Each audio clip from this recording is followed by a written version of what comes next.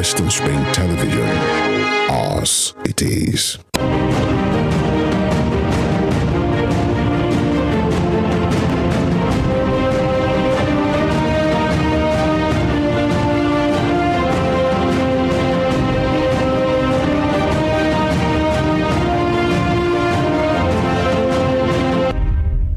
Here are the top stories of the news. Driver of BRT bus which collided with a moving train on March 9 arraigned before a Lagos High Court. NAFDAC denies reports of banning Indomie instant noodles, assuring consumers that the product is safe. On the foreign scene, Palestinian prisoner dies this morning in Israeli custody after an 87-day hunger strike. Good afternoon and welcome to Spring News at 12 on Western Spring Television. My name is Okpayemuni. We begin with legal matters. A Lagos State bus rapid transit driver, Oshimbajo Oluwaseun, who collided with a moving train at Ikeja and allegedly killed 6 people, was this morning arraigned before an Ikeja High Court. The defendant, who is arraigned before Justice Oyindamola Ogala, is facing 16 counts bordering on involuntary manslaughter and previous harm. The Director of Public Prosecutions, Babajide Martins, told the court that the BRT driver negligently killed the victims by ignoring warning signals and ran into an oncoming train. He said the defendant also negligently inflicted grievous harm on 10 other passengers on the bus. To security matters, the commandant of Zamfara State Anti-Thuggery Agency, Bello Bakiasua, has escaped gunmen attack on his way to Kaduna from Gusau, the Zamfara State capital. In a statement signed and issued to Newsman this morning by Mr. Bakiasua, he said he was attacked by the heavily armed men along Kaduna Zaria Road on Thursday evening. Bakiasua, a retired soldier, said he narrowly escaped death, while adding that he was currently on hospital bed. Bakiasua stressed that when he left Gusau to Kaduna in his Hilux car, he noticed that there were 2 Hilux cars and BMW vehicle trailing him. In the meantime, kidnapped former president of the Nigerian Bar Association, NBA, Oke Wali, has regained his freedom after spending 2 weeks in captivity. Mr. Wali, a senior advocate of Nigeria, was abducted by armed men dressed in military uniform at the Obiri Kwere area in Obiakwa local government area of Rivers State on the 17th of April. NBA chairman Port Harcourt branch Victor Benibo said he was released in the early hours of yesterday. To politics, the All Progressives Congress, APC, has suspended former Edo State Attorney General and Commissioner for Justice, Henry Idiagbo, over alleged anti-party activities. The party's Ego local government leadership said the decision to suspend him was reached after the submission of a report by the disciplinary committee set up to investigate the activities of a former commissioner in accordance with the APC's constitution. The suspension letter was endorsed by the party's local government chairman, Emmanuel Iyase, and other local government officials, but Mr. Diagbo, reacting to his suspension, said there is nothing to it other than that it was just a bad joke. In Bauchi State, the gubernatorial candidate of the All Progressives Congress, APC, in the March 18 governorship election, Air Marshal Abubakar Sadiq, retired, has vowed to retrieve what he termed the mandate freely given to him by the people of a state at the tribunal. Mr. Sadiq, Nigeria's immediate past chief of air staff, made the vow yesterday while speaking with journalists at the Sir Ahmadu Abubakar Tafawa Balewa International Airport in Bauchi. He said he has full confidence in the judiciary to retrieve the stolen mandate, urging party faithful not to lose hope over the outcome of the polls. Mr. Sadiq came second in the polls behind the incumbent governor, Bala Mohammed, of the People's Democratic Party, PDP, in the March 18 election. In Osun State, the crisis rocking the opposition All Progressives Congress, APC, in the state may be heading for a resolution as party stakeholders have now agreed to work together to reposition the party in the state. This was the focus yesterday as immediate past governor of the state, Adegboyega Oyetola, inaugurated an 11-man committee to steer the party out of murky waters, mend fences, and restore it to its glory days. Speaking during the inauguration in Osogbo, the Osun State capital, former Governor Oyetola noted that it was time to allow peace reign for the greater good and for the party to regain its prime position. On the spot, Speaker of the Osun State House of Assembly, Timothy Oweye, also pointed out the importance of taking lessons from the performance of the party in the last elections and forge a stronger bond going forward. Meanwhile, Chairman of the committee and former Minister of Health, Isaac Adewale, assured Mr. Oyetola and the APC that the committee would thoroughly deliver on its mandate and fulfill the objectives given to it. The committee to reposition APC in Osun is saddled with the responsibility of providing a credible pathway for reconciliation and rehabilitation of the party structure, administration, and activities in the state. We must also not gloss over some of the challenges caused by the excesses of some leaders and members of the party and elected officials, hence the inauguration of this committee. The committee, under the leadership of the former head minister, Professor Isaac Adewale, will have the following as in terms of reference. Review. 1. Review activities of the party in recent times. 2. Consider the aspect of party administration, that is, the structure, funding, discipline, and reconciliation. 3. Make recommendations for an ethical reward system in Osun State. And at the same time, I want to appeal to all the party faithful to remain calm and be rest assured that this government is still within our party, is still within our set, our universal.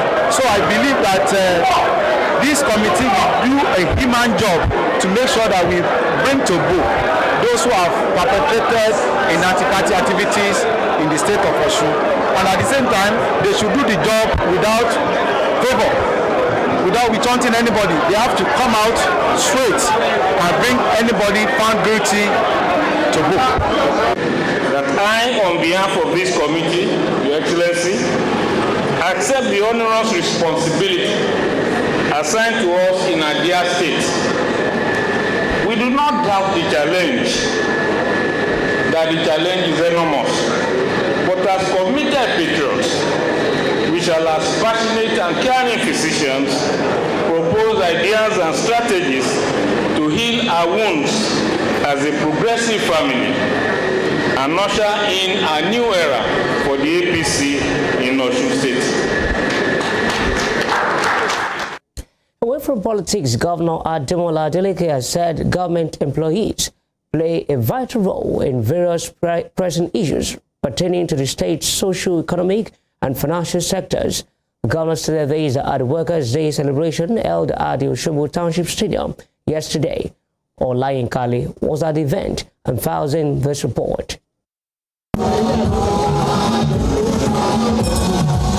With the theme Workers' Rights and Socio-Economic Justice, the year 2023 Workers' Day celebration was a spectacular one because it is the first in the history of the Ademola Adeleke's administration.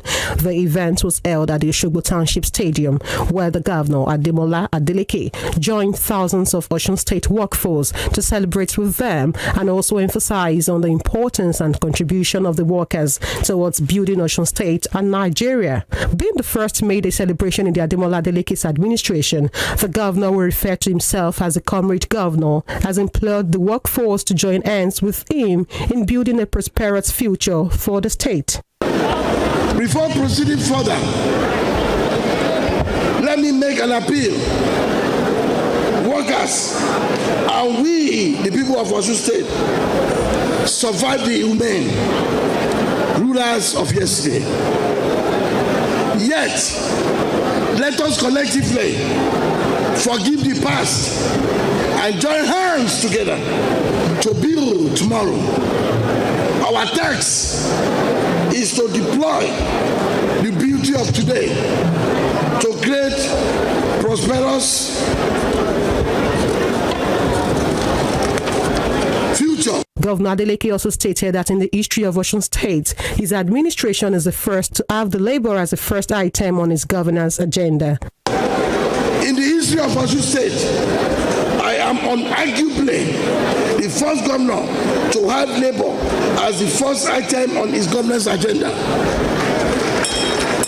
Since I took over under a very hostile environment, I have remained committed to that goal of work. The Nigeria Labour Congress NLC Caretaker Committee Chairperson of the Osun State Council, Comrade Modupe Olayemisi Oyedele, in her address said the labour movement in the state have defended the cause of workers and provided a just, democratic, transparent, inclusive and prosperous society that is built on social justice where all citizens can access the basic needs of life, lauding the Adeleke's administration for his many achievements since he became the governor of Osun State. The mammoth crowd that turned out to celebrate this year, because the workers in Osun State, we are all happy.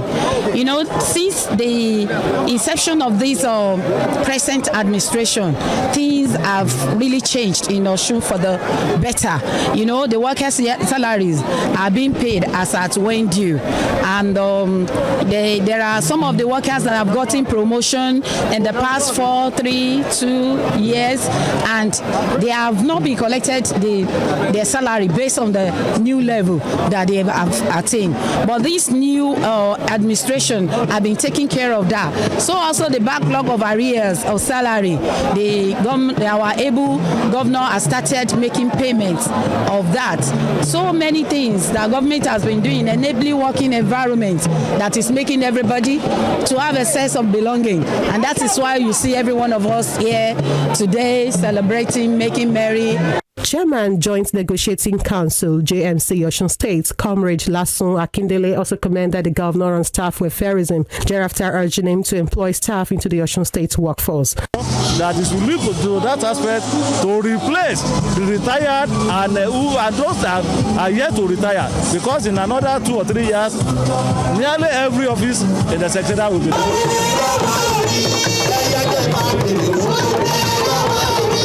Government employees play a vital role in various pressing issues pertaining to the state's social, economic, and financial sectors. Olayinka Ali, Western Spring Television News. And now to Earth Matters, the National Agency for Food and Drug Administration and Control, NAFDAC, has denied reports of banning Indomie instant noodles and has assured consumers that the product is safe for consumption.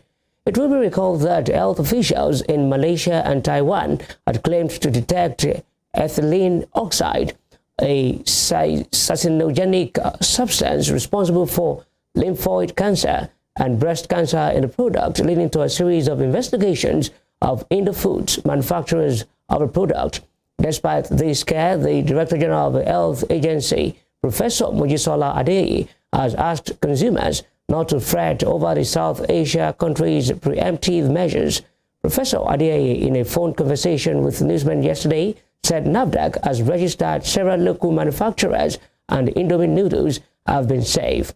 She disclosed that the Taiwanese and Malaysian product have nothing to do with the local products. Meanwhile, Nigeria reported a total number of 532 confirmed cases out of the 1,686 suspected cases of meningitis, including 124 deaths. This is according to the epidemiology situation of the disease in Nigeria as of April 27, 2023, released by the World Health Organization. The cases were reported from 81 local government areas in 22 states, including the Federal Capital Territory, from October 1, 2022 to April 16, 2023. The report showed that males account for 57% of the total suspected cases. The highest proportion of reported cases is among children, aged 1 to 15 years, while Jigawa State accounts for 74% of suspected cases. The confirmed cases were reported from 8 states, including Jigawa with 231, Zamfara 6, Yobe 5, while Benue, Gombe, Katsina, Oyo, and Sokoto with 1 each. You're watching Spring News at 12 on Western Spring Television. We'll be right back after this break.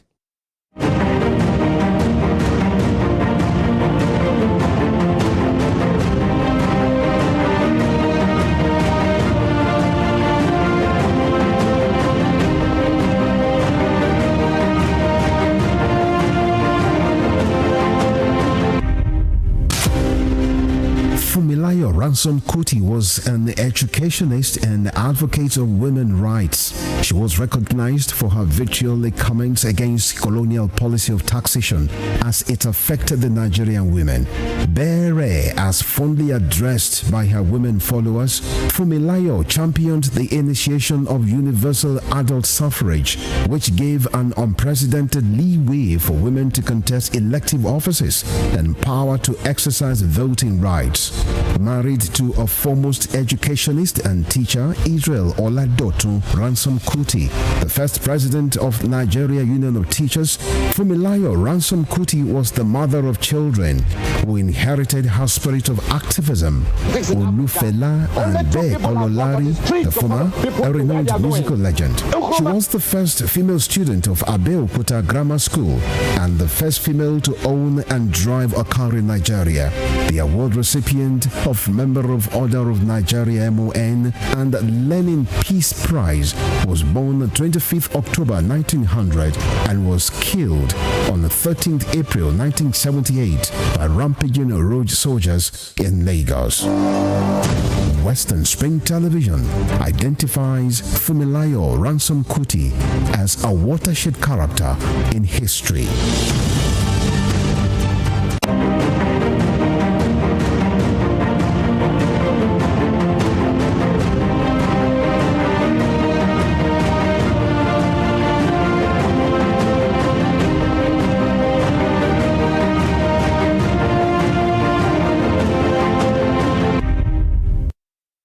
Welcome back on Spring News at 12 on Western Spring Television. Now to the rest of our stories. The Minister of Labour and Employment, Dr. Chris Ngige, has described as absurd the demands being made and the ultimatum issued by the Nigerian Association of Resident Doctors to the federal government. Dr. Ngige said the government had given the doctors everything they wanted, adding that their sense of entitlement was too much. NARD had on Saturday given the federal government 2 weeks to meet its demands or face industrial disharmony. The doctors are demanding an immediate increment in the consolidated medical salary structure to the tune of 200% of the current gross salaries of doctors. While speaking in a news chat yesterday, Dr. Ngige said the doctors' demands were absurd, adding that they had the option of leaving the country. And now talking business, the Securities and Exchange Commission has blacklisted 6 online trading entities in its recent crackdown on unregistered and illegal companies pretending to offer investment and finance services or products. The federal government agency in a statement yesterday stressed that the prescribed firms were unregistered and not unauthorized to carry out such investment services. The commission further warned members of the public to be cautious in dealing with the embargoed firms. The blacklisted firms include Prime Invest and Prime IMV, FX Boxed, and New Finance LLC, and New FX Limited, AX124, Evolve Consulting LCC, and Trust Fund Mining Global Pty Limited. Outside Nigeria, Australia's central bank this morning stunned markets by raising its cash rate by 25 basis points when traders had looked for an extended pause. The bank said inflation was way too high and warned that even further tightening may be needed to bring it to heel. The unambiguously hawkish policy stance sent the Australian dollar soaring and bond futures tumbling as markets quickly lifted the peak for interest rates. Wrapping up its May policy meeting, the Reserve Bank of Australia, RBA, raised rates to 3.85%. The cash rate now sits at its highest since early 2012, bringing the total RBA hikes in its price battle to a whopping 375 basis points since May last year. In the meantime, U.S. President Joe Biden yesterday summoned the 4 top congressional leaders to the White House next week. After the Treasury warned the government could run short of cash to pay its bills by June. Treasury Secretary Janet Yellen, in a letter to Congress, said the agency will be unlikely to meet all U.S. government payment obligations as early as June 1 without action by Congress. The estimate raised the risk that the United States is headed for an unprecedented default that will shake the global economy. Mr. Biden called Republican House Speaker Kevin McCarthy in Jerusalem to invite him to a May 9 White House meeting. The two leaders haven't sat down to discuss the issue since February. President Biden also extended invitations to House Democratic leader Hakeem Jeffries, Senate Majority Leader Chuck Schumer, and Republican leader Mitch McConnell. Still in business, BP made about $5 billion profit in the first quarter of 2023, up from the previous 3 months on the back of strong oil and gas trading as the company pared back a share buyback program. BP's profit, which beat forecast, follows strong results from rivals including ExxonMobil and Chevron last week, as they continue to benefit from energy prices that remain strong, despite some softening since the start of the year. BP said its first quarter underlying replacement cost profit reached $4.96 billion, up from $4.8 billion in the fourth quarter of 2022, and beating expectations of $4.3 billion in a company-provided survey of analysts. However, it was a drop from the $6.25 billion recorded in the first quarter of 2022. On the foreign scene, prominent Palestinian militant Khader Adnan died this morning in Israeli custody after an 87-day hunger strike, the first such fatality in more than 3 decades. According to Israel's prison service, Adnan, who was awaiting trial, was found unconscious in his cell and taken to a hospital where he was declared dead after efforts to revive him. The prison authorities said Mr. Adnan refused medical help. Since 2011, Mr. Adnan had conducted at least 3 hunger strikes in protest at detentions without charges by Israel. The tactic has been used by other Palestinian prisoners, sometimes en masse, but the last hunger striker who succumbed was in 1992, meanwhile his Islamic Jihad faction, which preaches Israel's destruction, and the statement said the enemy will realize once again that its crimes will not pass without a response. In the United States, President Joe Biden has assured his Philippines counterpart, Ferdinand Marcos Jr., that the U.S. commitment to the defense of its Southeast Asian ally remains ironclad, including in the disputed South China Sea. Mr. Marcos, on the first White House visit by Philippines leader in 10 years, stressed it was only natural for Manila to be close to its sole treaty ally in a region with arguably the most complicated geopolitical situation in the world right now. The talks in Washington, D.C. yesterday afternoon took place with the two countries moving closer together after ties soured under Marcos Jr.'s predecessor, Rodrigo Duterte. The trip also coincides with a push by the Biden administration to counter China's growing influence in the Asia-Pacific region and its increasingly assertive claim to almost the entire South China Sea. Remains ironclad in our commitment to the defense of the Philippines, including in the South China Sea, and we're going to continue to support the Philippines' military modernization goals. Mr. President, our countries not only share a strong partnership, we share a deep friendship, one that has been enriched by millions of Filipino Americans and the communities all across the United States of America. Elsewhere, a United Nations Security Council committee has agreed to allow the Taliban's interim foreign minister, Malawi Mutaki, to travel to Pakistan from Afghanistan to meet with his Pakistani and Chinese counterparts. The Reuters news agency reported yesterday that Pakistan's UN mission requested an exemption for Mr. Mutaki to travel between May 6 and 9 for a meeting with the foreign ministers of the two countries. Mr. Mutaki has long been subjected to a travel ban, asset freeze and arms embargo under UN Security Council sanctions. The UN Security Council Committee agreed to allow Mr. Mutaki to travel to Uzbekistan last month for a meeting of the foreign ministers of neighboring countries in Afghanistan. And now to some sports stories. Leicester City and Everton are to settle for a 2-2 draw in a chaotic match which leaves both teams at the wrong end of the Premier League table.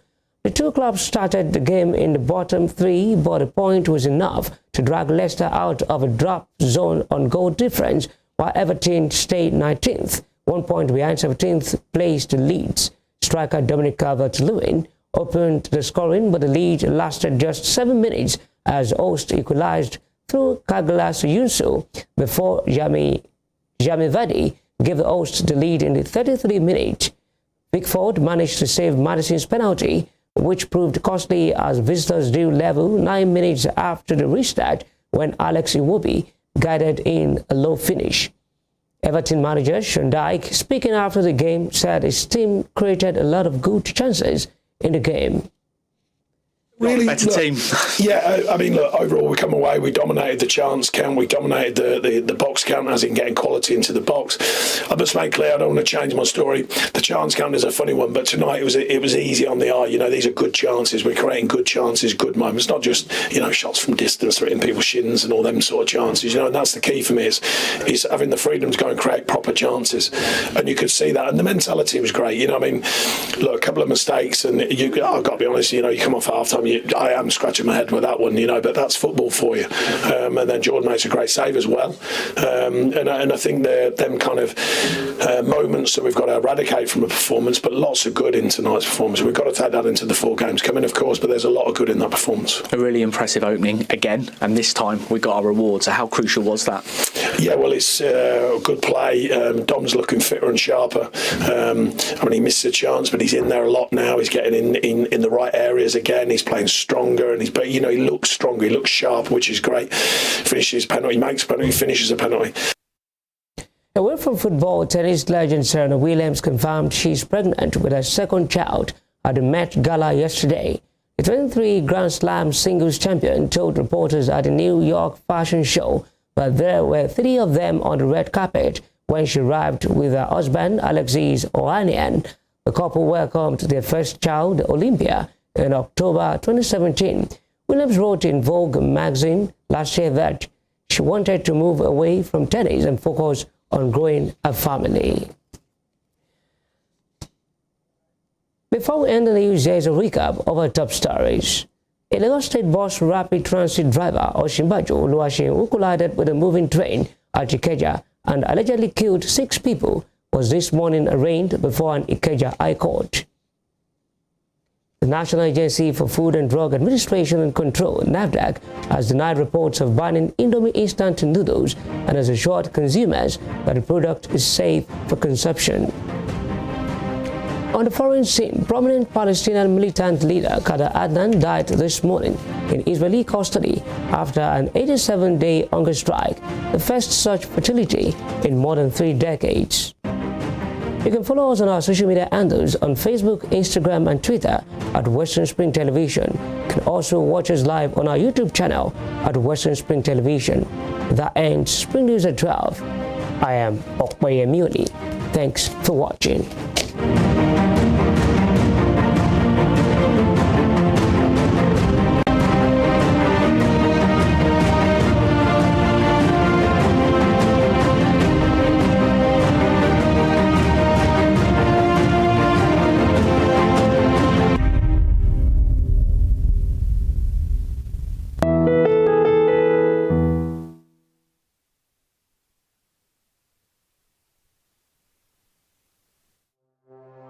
Arrested, affected, sound, found.